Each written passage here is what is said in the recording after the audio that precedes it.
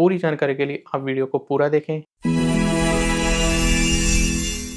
अगर आप भी स्पेन आना चाहते हो या फिर आपने स्पेन आने का प्रोग्राम बना लिया है या फिर आपने स्पेन का विज़िट वीज़ा ले लिया है, तो अगर आप स्पेन आ गए हो या फिर आप स्पेन लैंड करने वाले हो, तो उसके आने के बाद आपको क्या-क्या करना होगा, तो मैं आपको पूरा एक्सप्लेन करने वाला हूँ अभी। जब आप स्पेन में लैंड करोगे या फिर आप स्पेन में एंटर हो गए हो, तो आपको एंट्री मिल गई है। अगर आपने विज़िट वीज़ा पर आए हो, तो आपने फिर पहला पॉइंट आपने क्या करना है, जहाँ पर आपने होटल बुकिंग करवाई हुई है, पहले तो आप वहाँ पर जाओगे, जहाँ फिर आपका कोई यहाँ पे फ्रेंड है, या फिर आपका कोई रिश्तेदार है, या फिर आपका कोई भी अपना रिलेटिव है, या फिर आप सीधे उनके पास चले जाओगे। तो उसके बाद आपने क्या करना है, उसके बाद आपने अपने रहने का इंतज़ाम करना है। जैसे कि आपने रूम हो गया, आपने रूम रेंट पर लेना है, या फिर दूसरा, या फिर कहीं न कहीं आपके रिलेटिव होंगे जो आपकी हेल्प कर देंगे। तो आपने रूम रेंट पर ले लिया, तो उसके बाद क्या करना है, सेकंड आपने यहाँ पर आपने अपना एड्रेस मतलब कि रजिस्टर करवाना होता है, कि जहाँ इसको हम लोग यहाँ पे एम्पाद्रनमेंट बोलते हैं। तो आपने अपना एड्रेस रजिस्टर कराने के लिए आपको सबसे पहले क्या करना होगा, अपॉइंटमेंट लेनी होगी। आपने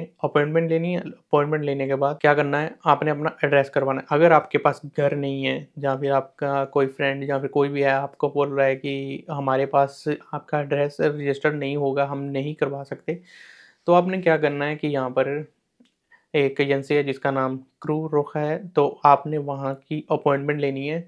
आपने अपने फ्रेंड को बोलना है कि मुझे सिर्फ़ आपके घर का एड्रेस चाहिए, जिसमें हमारे जो लेटर्स वग़ैरह हैं वो आ सकें। तो उसमें जो आपकी एड्रेस जो होता है, सिर्फ़ वो एक नाम का एड्रेस होता है, जो आपके जिसमें लेटर्स वग़ैरह होंगे, वो आपके फ्रेंड्स के घर पर जाएँगे।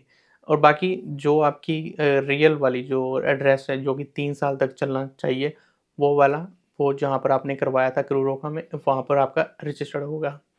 जब आपका ये वाला काम हो जाएगा, आपने एड्रेस रजिस्टर करवा दिया, वो आपको एक पेपर देंगे, ठीक है? वो आपको बोलेंगे ये वाला पेपर है, ये वाला पेपर लेकर आपने हॉस्पिटल जाना है। तो जो जहाँ पर आपने एड्रेस बताया है आपने अपने फ्रेंड का, ठीक है? तो वहाँ उसमें आपने नज़दीक में वो अपने फ्रेंड से पूछना है, जहाँ पर किसी और से आपने हेल्प लेनी है, पूछना है कि हॉस्पिटल कौन-सा लगेगा।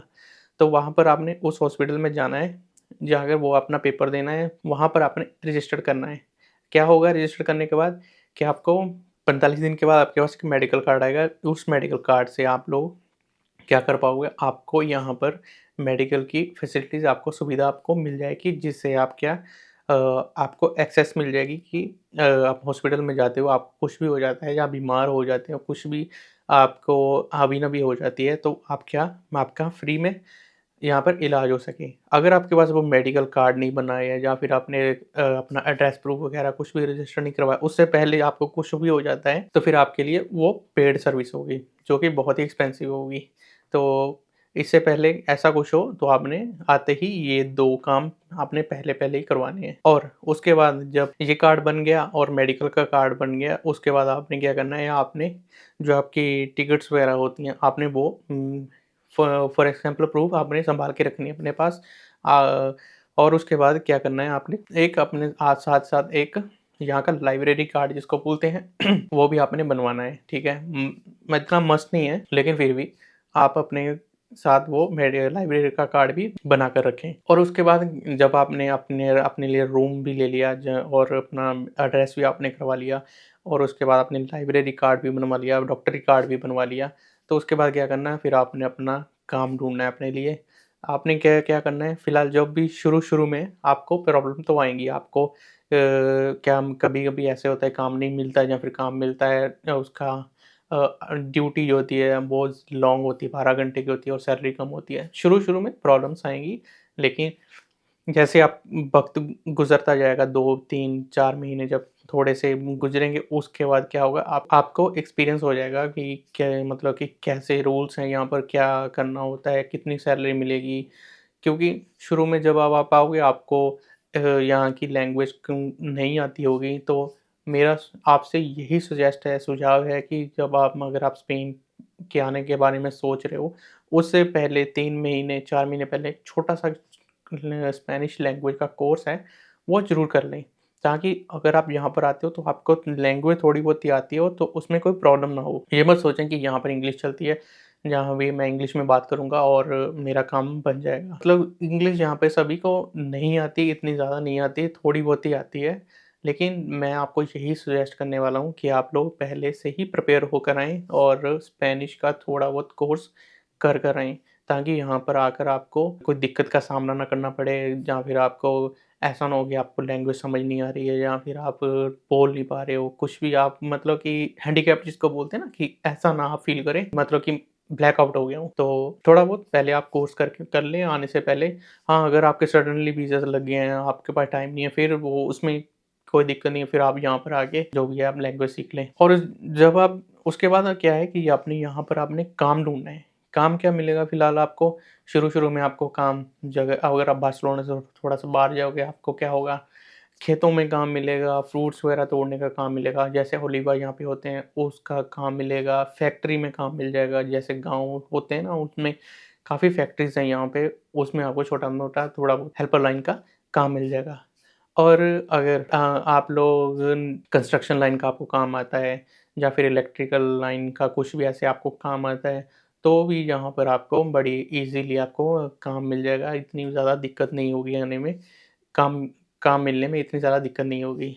अगर आपको इन चीज़ों में कुछ भी नहीं आता, मतलब कि आप लोगों ने कुछ भी नहीं किया हुआ है, तो आपको यहाँ पर बहुत सारे स्टोर्स हो गए, जैसे सुपरमार्केट हो गई, या फिर आप कोई शॉप हो गई, या फिर कुछ भी ऐसी शॉप, रेस्टोरेंट हो गया, आपको वहाँ पर हेल्पर लाइन में का आपको काम मिल जाएगा।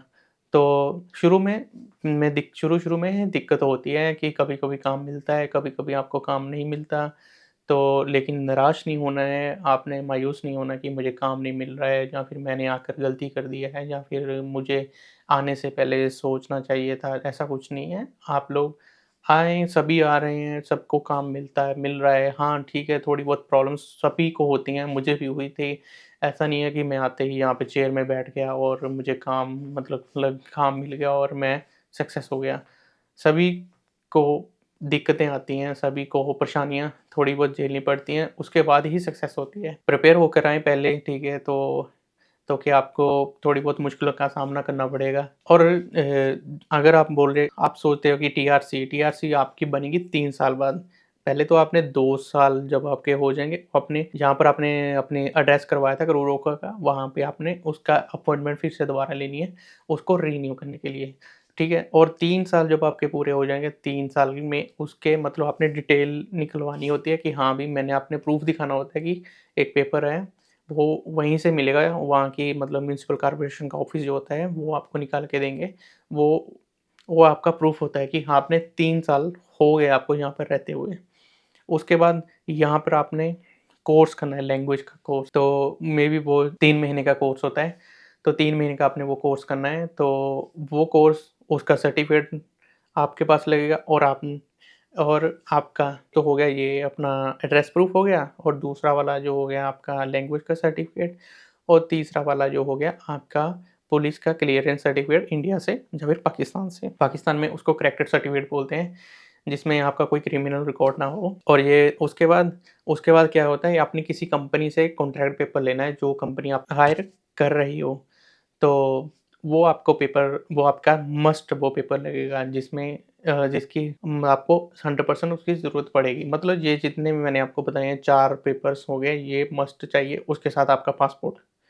ये चीज़ें आपको मस्ट चाहिए आपको टीआरसी अप्लाई करने के लिए। और उसके साथ आपने कहीं यहाँ पे वो इमिग्रेशन वाला वकील होता है, जो कि आपने पेपर्स वगैरह अप्लाई करता है, आपने उसके पास जाना है, ये पूरे पेपर लेकर और उनको दे देने हैं, ताकि वो आपकी फ़ाइल आगे यहाँ की इमिग्रेशन को दे जाए, को सबमिट कर पाए, और आपकी जो टीआरसी का प्रोसेस शुरू हो जाए।